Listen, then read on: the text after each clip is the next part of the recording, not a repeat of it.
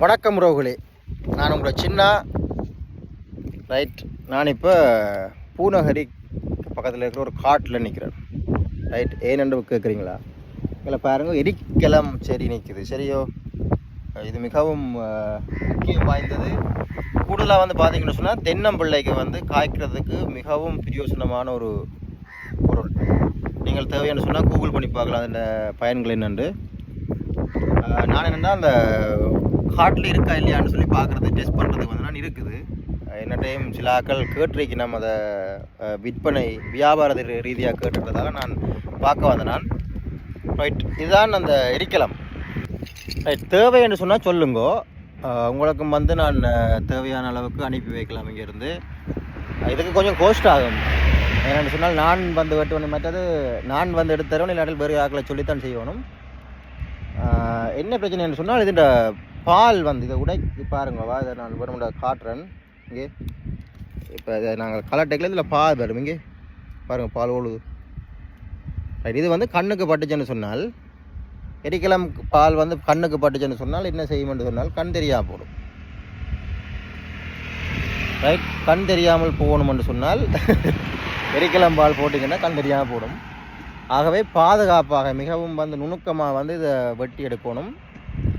பசலையாக பயன்படுத்தலாம், நல்ல பசலை, இயற்கை பசலை. ரைட், இவங்க மண்புழு உரத்துக்கெல்லாம் இதை பயன்படுத்துகிறாங்க. அப்போ இந்த தேவைப்பாடு இருக்குது. அதோட பார்த்தீங்கன்னு சொன்னால் இங்கே வர பிரண்டை. ரைட், பிரண்டையும் இதுக்குள்ள நிற்குதுங்க. இதெல்லாம் மூலிகைகள், இயற்கையாக கிடைக்கிற மூலிகைகள். வடிவாக பார்த்துக்கொள்ளுங்க. தேவை என்று சொன்னால் சொல்லுங்க. அதெல்லாம் பயங்கரம். இதுக்குள்ள வெட்டுறன்னு சொன்னால் பயங்கரமாக இருக்குது. ரெண்டாவது எல்லாம் பாம்பு நிற்கும். ரைட், ஏனென்று சொன்னால் பாம்பை நிற்கும்னு சொன்னால் மூலிகைகளை தேடித்தான் பாம்புகள் வாழ்கிறது. ரைட், ஆகவே இது நாகதாளி, அப்படி இந்த முக்கியமான மருத்துவ மூலிகைகளில் பாம்பு, வேறு வேறு காட்டு விலங்குகள் இருக்கும். இங்கே பார்த்தீங்கன்னு சொன்னால் என்ன தெரியுமா அது? துளசி. ரைட், துளசி நிற்குது. இங்கே பக்கம் பாருங்கள், ஆவாரம் பூ நிற்குது. இப்படி நிறைய விடயங்கள் காட்டில் இருக்குது. நான் இன்னைக்கு காட்டுக்கெல்லாம் தெரிய போகிறேன்.